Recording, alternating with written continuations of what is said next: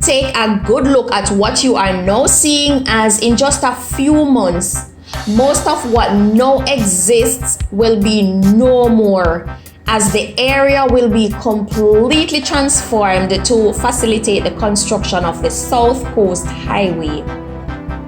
Now that the government of Jamaica is serious about providing excellent road surfaces to the parish of St. Thomas, quite a number of persons are ecstatic about this all-important development. One they have been waiting to see materialize for a very long time, decades in fact. There are, however, persons living and working in this Bull Bay community who wish they could wake up from what to them will turn out to be a real nightmare in the coming months. You see, Bull Bay is one of those unique first and last communities in Jamaica. First and last because it sits on the border of two parishes, St. Andrew and St. Thomas. It is the first when you enter either of the parishes and the last when you leave.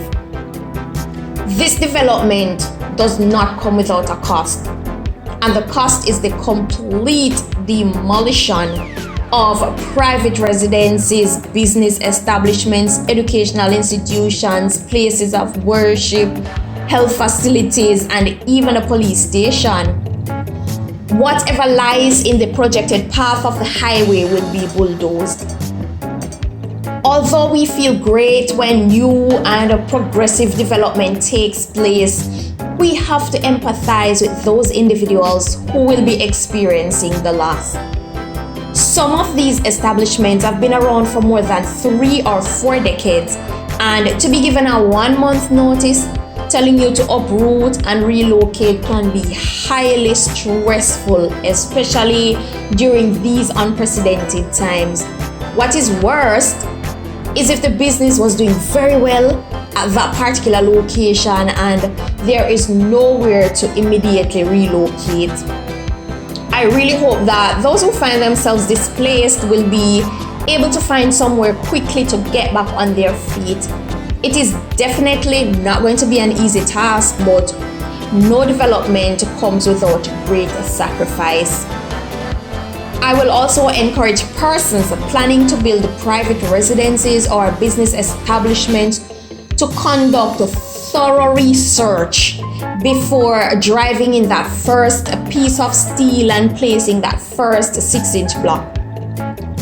If you know that you do not own the land you intend to build on, try and find out who the true owners are so you do not run the risk of constructing an impressive masterpiece only to be told you have to demolish it because the government needs their land, or the legitimate owners all of a sudden show up and decide that they need to sell or develop their land. Do not build first, then try to find out who really owns the land after. Do it the other way around. You might see a nice piece of land sitting idly for years, and you decide you are going to clean the area and build on it as you believe that your structure would add greater value to the area. That is not the right thing to do, and you might end up losing all that you have invested. If you do intend to build without permission, do not construct a permanent steel and concrete building.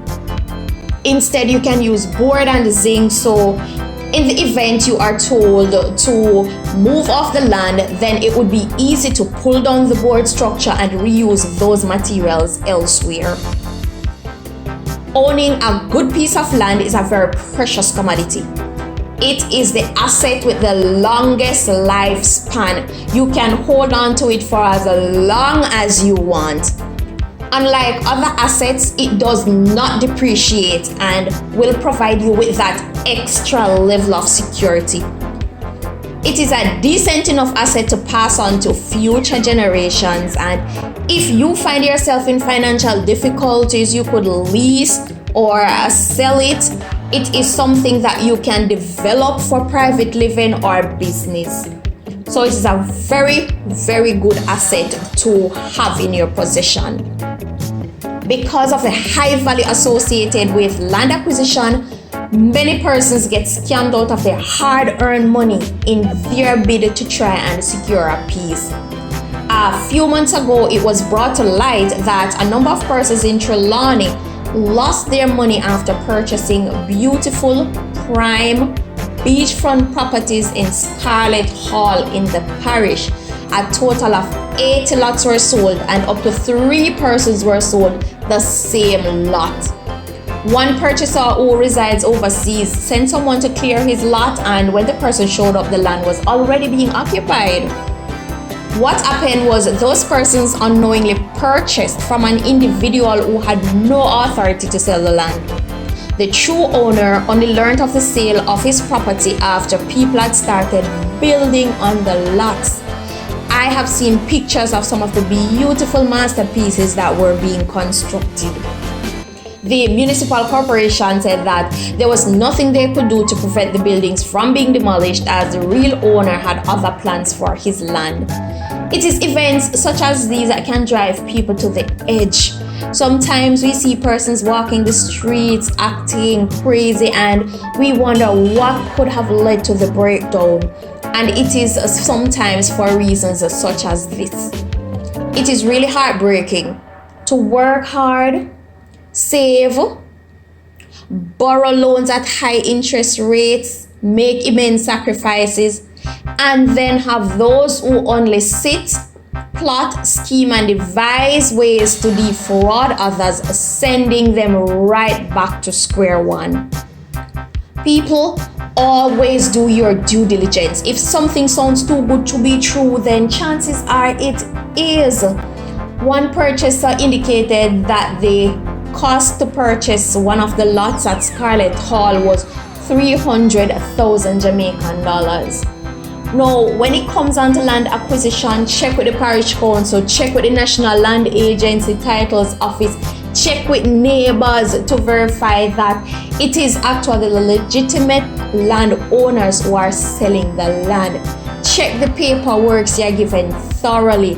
Although people are really good at forging documents, and then there are those corrupt public officials who help to facilitate these unlawful transactions. I would also encourage landowners to do their part by properly securing vacant properties with perimeter fencing, erect no trespassing signs so persons know that it already has an owner.